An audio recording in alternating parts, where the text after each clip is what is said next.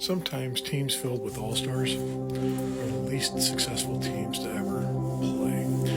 And I've seen this happen in my own personal life. My kids in their youth sports, when I was coaching them, they would have different types of teams that they play for and different types of teams that I coached. And I had some teams that had a good number of really, really good players. They were just a step above most everyone else, cream of the crop type thing. And them used to be some of my least successful teams because a lot of times these individuals have been bolstered. They stand above everyone else. They understand it. They know that they are better. And then it became about them and their individual glory and their individual stats. And when things didn't go their way and their stats weren't getting bolstered, they start pointing fingers at everyone else.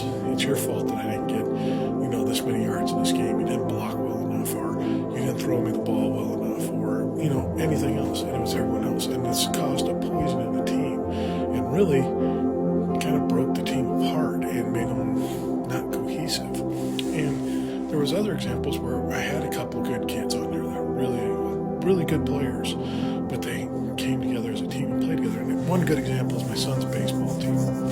We had a team I've been coaching it for 4 or 5 years, and this kid came on and he wanted to play. We're like, yeah, sure, we'll take you on, bud, no problem. And the thing was is he never played an inning of baseball in his life. And when he came on, it was starting from ground zero, learn how to catch, learn how to throw. And these other kids that are on our team had a few years experience, knew what was going on. But they came along and helped pick this kid up.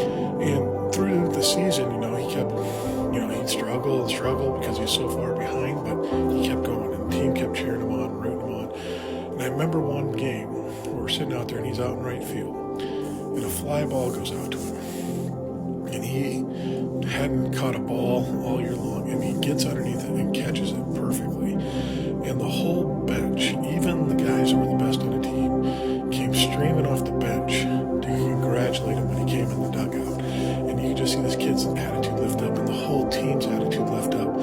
And sure as shit, his next time up the bat, he knocked his first hit he ever had in his life and got on base for the first time with a hit. And the team went nuts again. And this whole team mentality picked up. And that team was a real successful team because they all came together. And I'm saying this because it gives me hope. When I look at people that have deconstructed and come away, they have more of this team mentality. There's some people on here that are really smart, really intelligent, can speak really well, can use the word them properly in a sentence, unlike myself.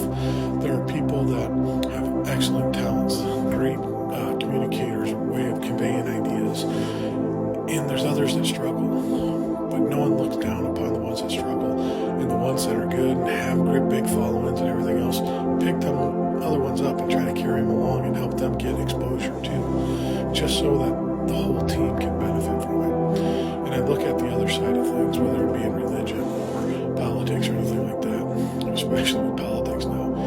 It's about a bunch of individuals trying to bolster their own paychecks and their own pocketbooks and get everything for themselves. And that's what gives me the hope, is that that team's going to come in with infighting and they're all going to become poisonous in their system and pull each other apart. I look at Christian nationalism and I see this happening with that, where it's great now because we're going to get our Christian way, but when they start defining what the Christian way is, and the LDS is fighting with the Catholics, who's fighting with the evangelicals, who's fighting with the Jehovah's Witness, and all the other denominations that fall underneath all of them, start fighting on which one's right, it's going to tear it all apart.